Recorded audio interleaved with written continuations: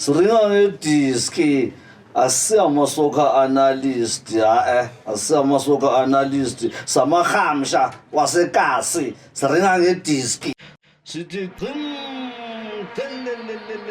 sinthathe ngamehlo engqondo sinibeke kwesikamamini siringa ngediski samahamsha wasekasi siringa ngediski asiyamasoka analyst.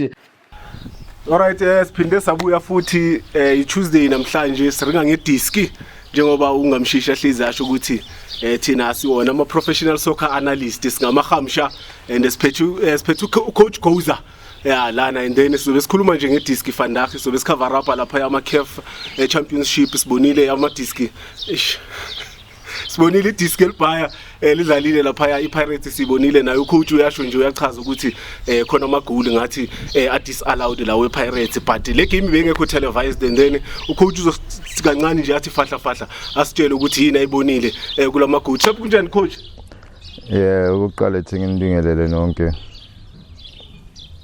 ngibingelela ama viewers wethu abalandeli bebhola kanye nabathandi bali ibhola futhi. Kule viki leli ithi nje siphuma kuma games weCAF like iChiefs beyidlala nayo on Saturday, neSundowns iyadlala nayo nePirates iyadlala. Ngithi ngifuna sibheke le game leli lePirates njengoba benga televisor, and then ngizwe ngathi uthi khona amagoli ngathi disallowed lapha ya igoli kaTito, angazi ukuthi igoli la kabani vie Hoto yakora Tito nomremi. So bathini excuse ukuthi lamagoli officially banga allow vele, because mina ngibona ngegame benga televisor ngavele. No, ama goals lawo are disallowed, i decision ka referee ngasho kanjalo. Okay, awuthi so unpack nje one by one yabo. Eliphela ukuqala leli abalishayile. Ngoba igame vele besibona ngama piece bengabonakali kahle on clear, we understand. So but igoli engilibonile ileli le build up le build up eka Mbuli la adlalela khona uTito abreaka iline bazolidlala over, and then uTito yewalkora da angiboni offside lo goal. Mobile judge abathi offside. Mobile judge abathi offside. And then LS2, and then umremi uyawakora na igoli lakhe baldisallow, noHoto naye wakora igoli lakhe baldisallow. But ama reasons in behind lawo ma disallow out goal lawo ayi2 lawo. So ngeke ngize ngitshele ngoba uyazi mawuthi ureferee maka decide, you understand.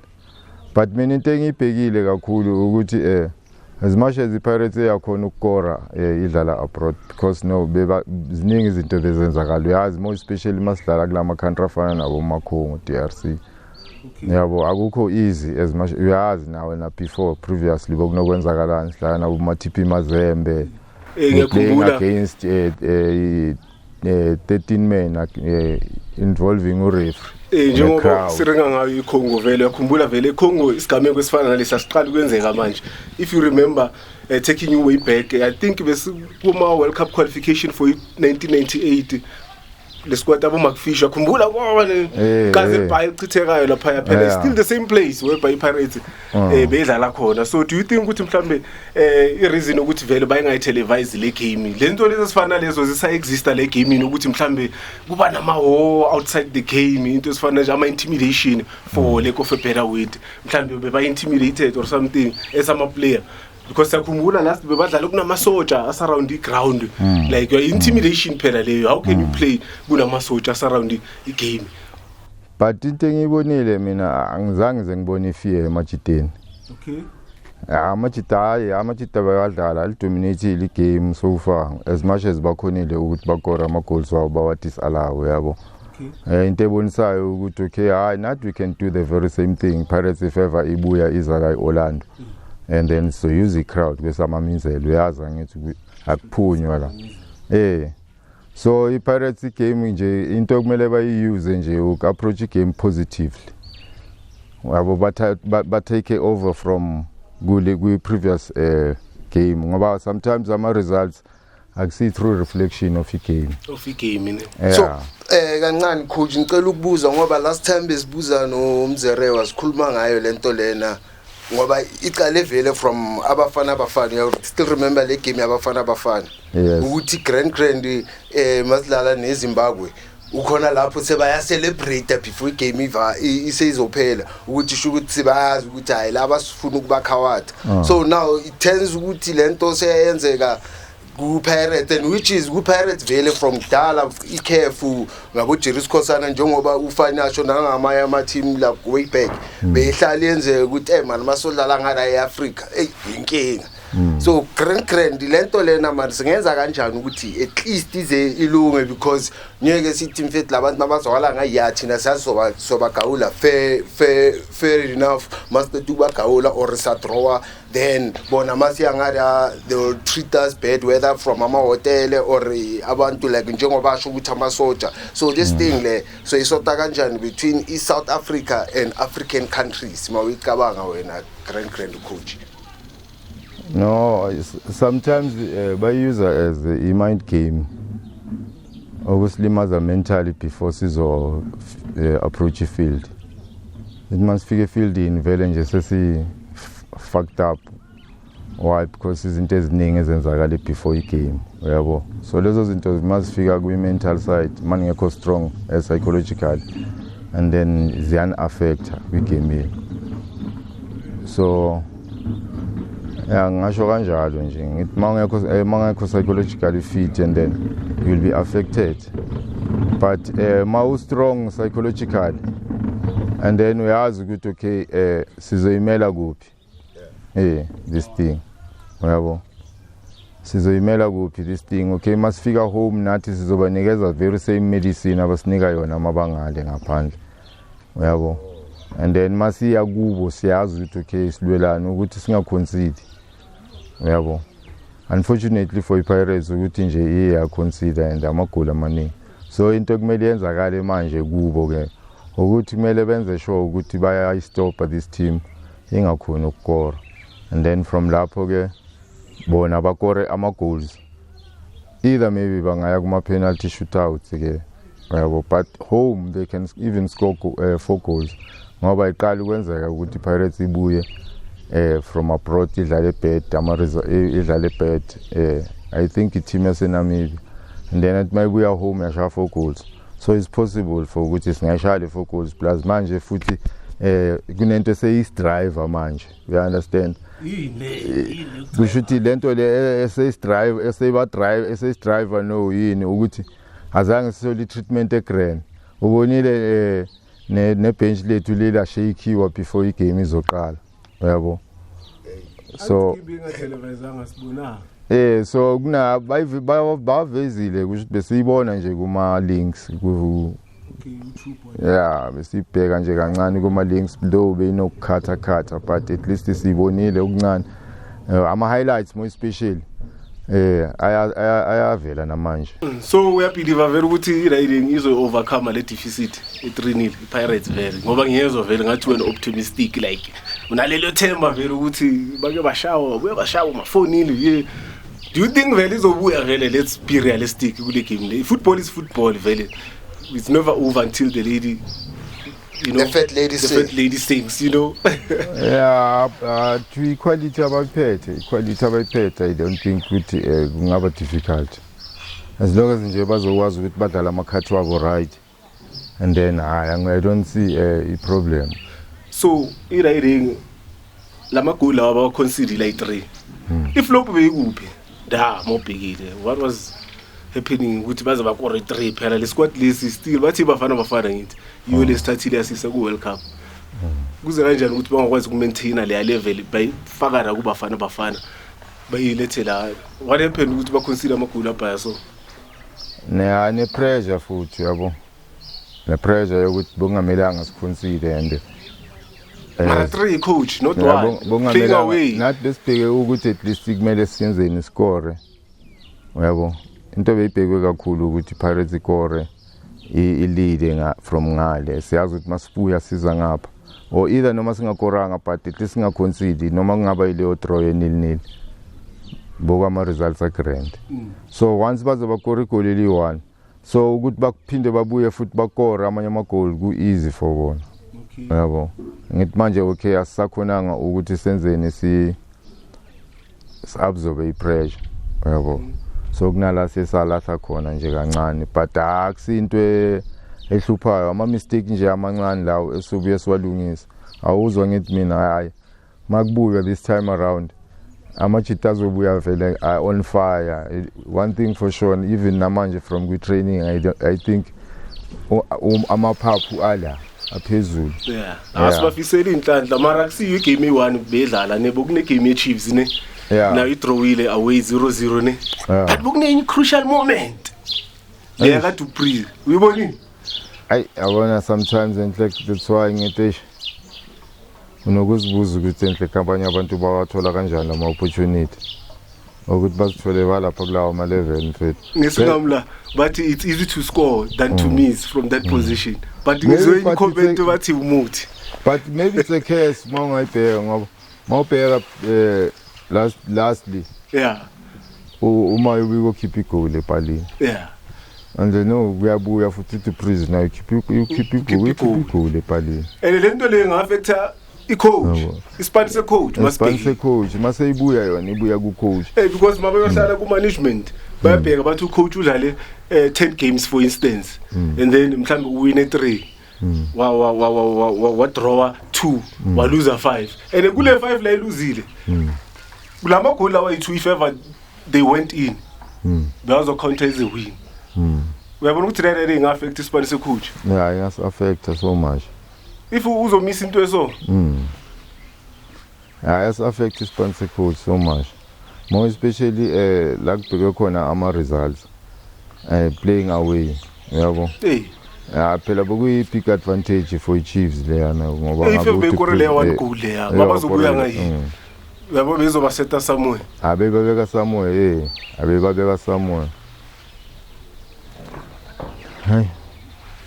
okay enye isimpressive ke iSundowns as usual yabo ayishayile club player wazi into emnandini ngale game ishayile club player yangala angithi uyazi mangithi ngala ngishova ngishova eNigeria ishibashe 5-1 ngifit was I'm so impressed by the way that game like ama results wakhona so what can you say about the performance yeMamelodi Sundowns we know ukuthi ya dominate eAfrica vele lapha na i-class i-class Sundowns i-class yazi hayi leyo ngeke sideny yabo so i-class i-quality so into ebonisayo nje mase siya ku national team into ebonisayo ukuthi ba ama international in fact ama international angesithi leyo is the reason why today is qualified for both the AFCON and World Cup. AFCON and World Cup. Yeah.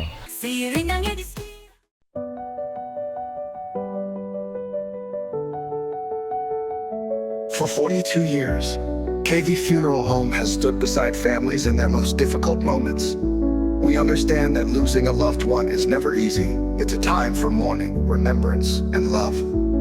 At KV Funeral Home, we bring you peace of mind with a caring team that handles every detail so you can focus on saying goodbye with dignity. From custom tombstones, coffins, fresh flowers, and wreaths, to funeral and memorial planning, transportation, luxury family cars, video recording, and live streaming. We offer a one-stop personalized service trusted across Soweto and the Gauteng area. Choose a plan that fits your family. Silver plan are $250 per month. Gold plan are $350 per month. Platinum plan are $450 per month. And for our seniors, a special pensioners top up at just $80 per month. Because at KV Funeral Home, we believe every farewell deserves respect, care, and dignity. But call us today, KV Funeral Home, where compassion meets tradition. But call us today, KV Funeral Home, where compassion meets tradition.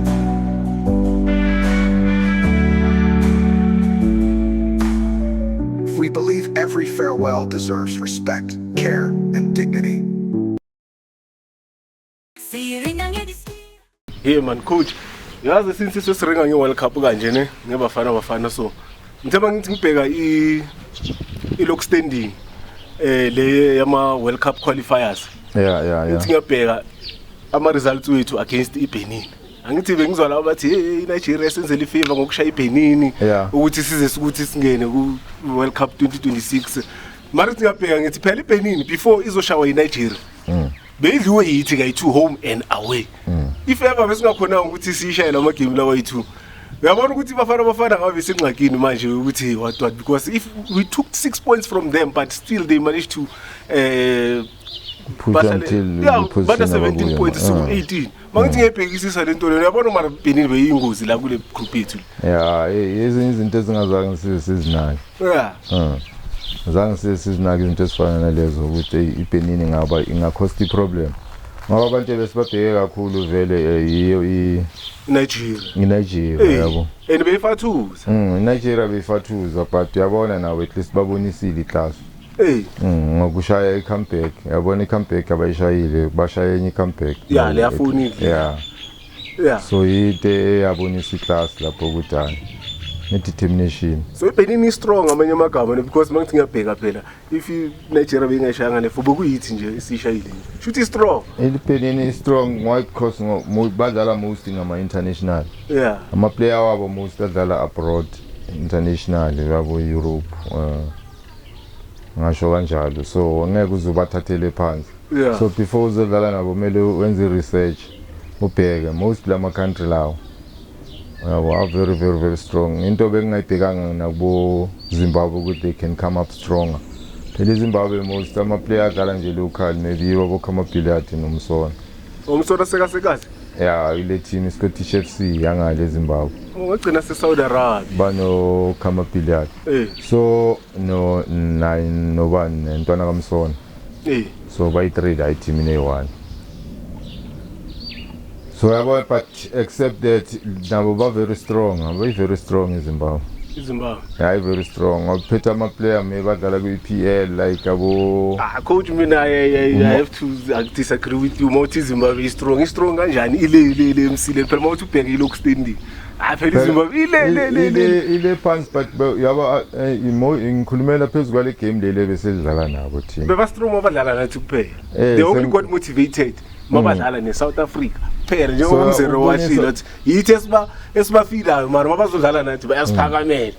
Net ma ubheke le game leli balithathe seriously kanjani ngoba bukhona almost every player edlala international like abo Marvelous Nakamba, abo Karananga, abo Karananga the best defender in Germany and abo Nyashamshik. Yeah, Nyashamshik. Munetsi, yeah. From Orlando Pirates player. Yeah, Marshall Munetsi, sure. Yeah. So yabona ukuthi bebeze very strong ngoba most bebabiza ama international players la. Nje just for ukuzos disappoint nje kahle kahle. Mawubhekile bebazojabula vele if ever qualifier. Yeah, into angithi bebayifuna ile mfethu. Usho kanje? After lapho bese bazothatha thina besinizwela. Ukuthi basidisappointe disappoint yabo. Mfethu. Mara seselapha endabeni yesquad. Malume mamele sho malume. Ngiyakuzwa ukuthi badlala ngama international yethola lento leyo. But mina ngisibuza ukuthi thina why singawalanda with ama international. Kumanje nje sokuvumba kwenye intwana edlala eFrance ku PSG. Bathi ubani Kivita eGalastele. Yethola. Yethola le ivela manje ngoba ngifile ukuthi mina ivela manje ngoba nako sesiyakuweka. Hayi lento lena ingakuthusi malume angithi yakhumbula bo PE sabavela kanjani. Okay. Nabo Hans Fonk. Phela most of ama players watholayo thina avumbukayo ama player avumbuka from France. Ama player wethu ase France. Yeah, marumfana uyisisti ukuthi yena uyi South African ngoba ukhokho wakhe wala eKroonstad. So nabo PESA nabo same thing. Bavele nge-World Cup, remember World Cup Japan or whatsoever. And what happened? PESA wathi makafika nje wasishaya nge-own goal. 2 ne? Wasishaya nge-own goal wakhonsiya wenza ne-flop futhi. Wenza ne-flop view. Yabona wasikhipha out cabanga. So nalo sizomdonsa okay from ku-PSG. Nini maybe bafike la sifambulele yabo. Samdinga mara. So far up front yangithi makuyi striker yes siyamdinga mfethu. Webe angazokali before qualify mara. Phela ungakhohlwa mfethu ukuthi la amanye ama team awavela release nje ama play. Yabo for ama qualify. So into ayicabanga ukuthi mangizobeka le story lesi manje ngithi ngodlala ama qualify for South Africa phela bekangayibalanga la South Africa ukuthi ingenza this better ukuthi ifike maybe ku World Cup yabo. So simkhuluma uyabona lo muntu akadingi lo muntu lethwa World Cup. Uvezwa World Cup. Uvezwa World Cup yabo. Elibheka ilast game le ama qualifier la sisha khona iRwanda i3-0. Phela la muntu uyabheka 100% South African PSL Betway Premiership players. Local. Siyakuselile kamnandi. International. Mina personal opinion yami ngithi asidingi umunye umuntu. But yabona for reinforcement. Yabo. Reinforcement. If ever we adala maybe with PSG we regular okay saqala siyamassessa siyambona it's a good play. Yabo namanje siyashaya research simpeke okay hayi. Yabo umuntu kangakanani reinforcement igrand for reinforce phela isquad si right sona but kufuneka si reinforce kuma position like yabo mo especially up front imidlili simnandi umkhathi ayakhuleka simnandi up front is no Riley no Force la is no Frost no and uyabona uno Force no Mahopa sino Mahopa sino Ingram Reyners goal poacher ke le yahlali ya sino Reyners phela maso uyakumele ube at least mhlambe ne-strike ezingakhi 4 uyaku World Cup yabo ngeke uzambe ngithi iwinga lento attack and la kuwinga sino unkota labo apolice already abomkwana baloku bangezi abobonge kuhle ehlongwani yazi nawo mara kuma winga since umkapa yazi ngisesiqualified for World Cup kunama international friendly games esizowala before no AFCON. Good AFCON ezayo phela. Maybe after AFCON. Or after AFCON. Manje siprepare iAFCON no sikhohle kancane ngeWorld Cup. Athi sikhohle ngeWorld Cup. Siprepare iAFCON no. Yena sizombona if ever sibone ukuthi okay sobheka kuAFCON ukuthi ispace sakhe siyafundisisa sikhona na. Hayi mara simdingi lo muntu mara makahlale le. Ayakadingeki. Akadingeki abafana bethu babhaya bafuna ukudlala nabo. Hayi asibagayini chance hayi. Hayi labantu laba phela mawuthi mfethu phela thina ama international mfethu asinawo ama player abhaya adlala abroad like sinongezane sino but the question coach is what do they bring coming back from abroad lesizothi esan yini leba international ukhuluma ngengezana ne ngokudonsela umbokazi asicompare ne not ukuthi sichoose ama player asicompare which one can you think ukuthi mhlambe technically is gifted compared kulaba bayi2 what kuba compare manje kuba problem no problem coach nje just issue equality uyayibukela you are a coach uyakwazi ukubona ama mistake kangezana siyawazi ama mistake kambokazi siyazi ama strength kangezana siyawazi ama strength for instance ama strength ka ungezana he's good angithi aerially ngamakhona and stuff and whatever but riding is much stronger and composed compared to ungezana umbokazi and who's playing local who's playing abroad mina ngicabanga ngathi mhlambe you can play abroad because of luck sometimes you can go there it's not about ukuthi mhlambe you might be quality because udlala abroad angazi mhlambe we have different opinions but umbokazi ngezana akuna issue awukutshele ke uthi just be honest ukuthi which one do you think is better ama strength wabo wafana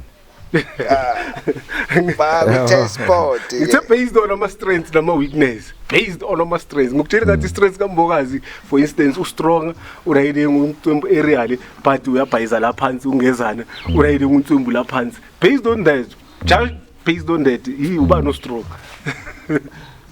I think it's because both maybe now lawo qualities like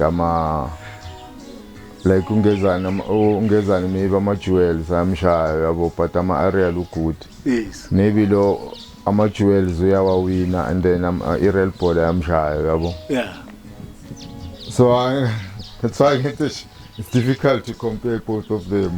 More especially no, I respect your opinion. Lastly, ngiyathola wena coach yazi bafethu ngiyithola kanjani lena. Yeah. Because ucoach uzama ukuveza ukuthi wonke lama player la abuya phesheya asuka la aba. Nawafika phesheya ayi kushuta ngazo bawenzana rawadlali kahle. Nawabuya ngapha abuya sewafika. Marungeza le opposite azingam. Uhambe angekho ungeza le opposite yalentisho. But now uyabona uhambe aleka maka international man. Yena ukuringa bafungezana uvayale. But manje ufika ngathi awadinga ke asiwadinga manje. Iyo lento leyo ukuthi mina bengifuna ukuveza ukuthi what if thina sesiba international ama players owala from US azodlala ngayi. Like no relax labantu man nesibadinge kakhulu kube ku music fanele ukuthi scross ukuthi sibe ntswembu idisc hayi no relax. I think grand sifanele sizimele sisupport laba be international mawuvayile sokubona. But you can't say that mfethu kuceda gamba ama player wethu like nise gamba unkota gamba umfukeng gamba umbokazi and then bese sizothatha sizobabona angeke sisho kanjalo yabo. Amachita wena mele ahambe for ama-greener pastures. Yeah, wona mele ahambe njengawo Bruce ushilo vela athi umbokazi already deserve ukudlala ngala because based on ama qualities wakhe and vele lento leyo ne it can make i-squad sibe strong ne. But mina ngithi sometimes it depends. Nama families akhona ukudrive via. And bangabashaya ngeyitali zakaPhesita uyabona ukuthi ibhola sometimes kuba mnandi ucross emare sometimes bayalikhawata. Yiyo lento fanele sicheck ukuthi hayi kuba mnandi okay sharp opportunity mari hey mawubuya grand yini into yokumele because sometimes uthola ukuthi abafana ababuya abasana ama game sebayahlala nje like nabo besinokuthi sisho ukuthi nawo boPhesita ubheka manje uPhesita hayi uva manje awa brought it down. So do you think naye usane space lapha? Awune space naye. No sure. Phela mawuthi uyabheka like maybe 80% yalama games lawo ama qualifiers. So avena kanje akekho. But mawungabheka ngithi ucoach ama camp important ngani ukuthi akabiza ama player ayi1 ku camp.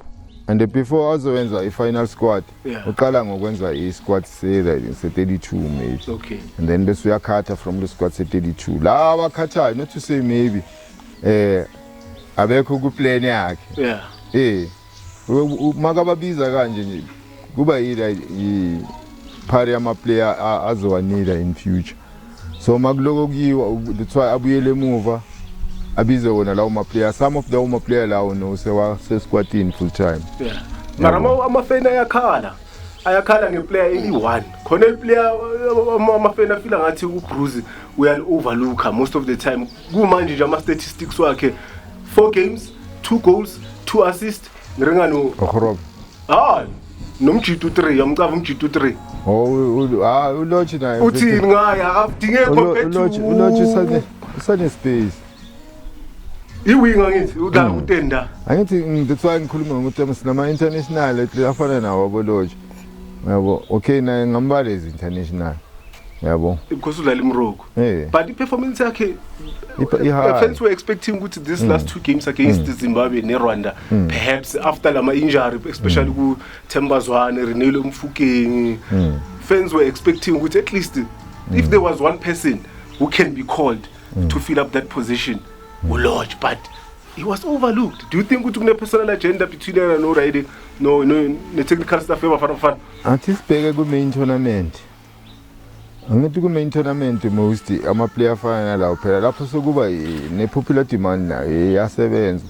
Yabo. Phela if you can remember last time around ku Stuart Baxter na it was the same thing Lodge. Yeah. Azange amreconsider. Yeah. Up until abantu bamtshela suka la eSouth Africa utwenza mistake wavaya without Lodge kwakhathi angisakhumbula umshisho ubani ngale yeah kwaba kwaba forced ukuthi mele bakhuphule lodge. So kwenye expense lodge mele asuke from South Africa khuphuka and wafika ngara akusile tournament la wafika wakora yosta Egypt ne wafika wakhipha Egypt ngale wanili yabo so ama player fana belodge abantu abazibhola mfethu ngeke uzithi ubade agenda ke umuntu wazidisk la umuntu wazibhola ulodge quality awazibhola lodge khuleka konke uyiko Bruce bize bani lentwana eChiefs uShabalala bathi wabiza uShabalala ngebiza ulodge uthola ukubona lento la uthini nje ngayo lentwana le uShabalala ubani umuntu umuntu nje personally umuntu yena umnandi ne umnandi umuntu compared nje ukuthi like nje iflop nje ukuthi kwiposition akuyo nje ebaningi abaningi phela sasenabo hlongwane USA yabo nina mnandi yazo uhlongwane umnandi mara seka absent la eteamini for I think it's over 2 years now. He was there when we started with Gamulama qualifications but after that I solo kuwafade yazi since mawuthi yabheka ne lasana ama player boluda sini uyabakhumbula ukuthi boluda na phela iyo ama player aqale ngawo kahle nawo bohlongwane yabo ya uyabona iyo ama player siqale ngawo mawakhumbula kahle uqale ngaleso sport abo wabona yini uba lentona le uBrooks bathu bani Ethan Brooks squad lesa phela naso if you remember very well for 2022 World Cup we so qualified squad lesa if you remember the last game against Ghana le penalty le abathu uDeruku wapusha la uthi le phela nayo le penalty le yabe ukuthi i-review okuringa var feke ngeke sabuyele emuva ne soqhubeka sibheke i2026 World Cup njengoba uDanny Jordan ashilo naye mabambuza bathi can you please hold the person who's responsible for le blunder le yakade bomkwena responsible wazi uthini athi hayi sesiqualified ake sivale leyo. Do you think that's a great response for someone in his position? Because obviously there must be someone who has to be held accountable for that error. Asring VAR. Cishe Costa le ready le 3 point.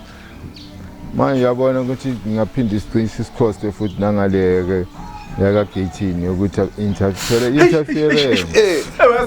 Yaka 18 ukuthi azokhuluma indaba the association ukuthi yena ule kumini government FIFA have already stated ukuthi government doesn't have to be involved.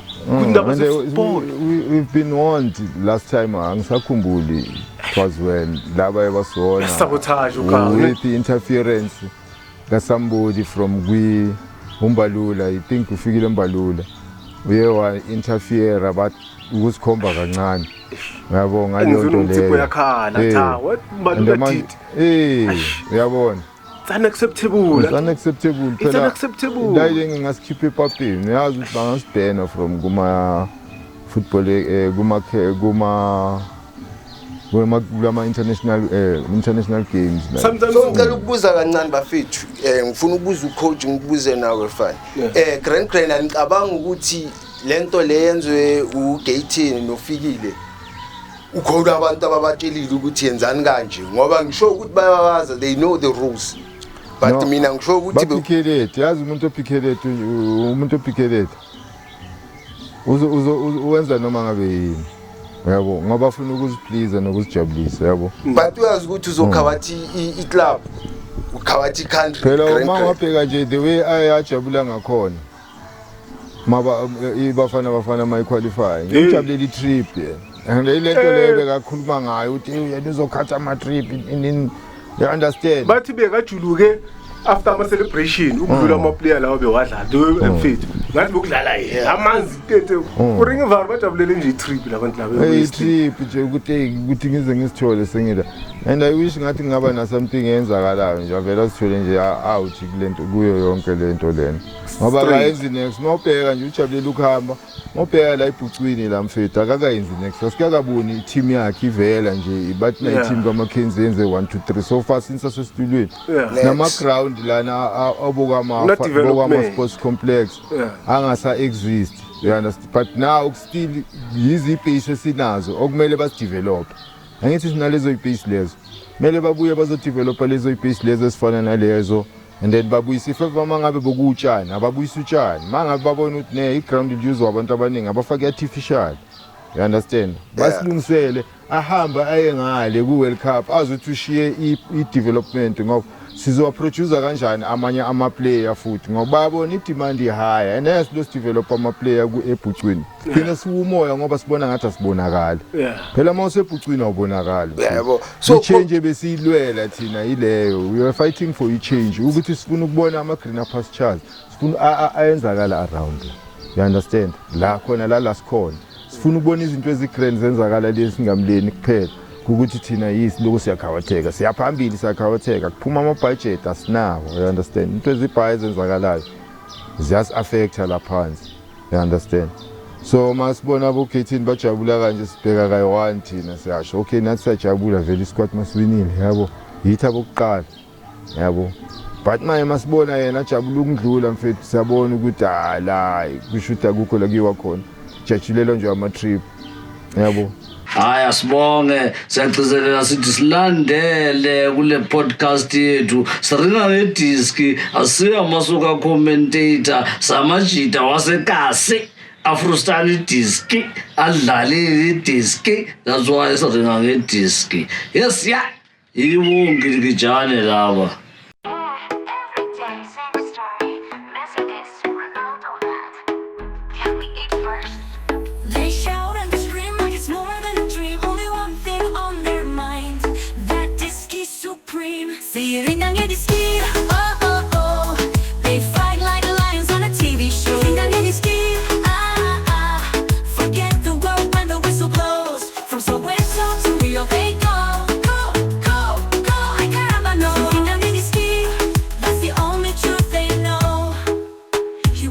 No kiss, just a score line. Did you see that red car like its headline? He says, my team is pure, your team's a joke.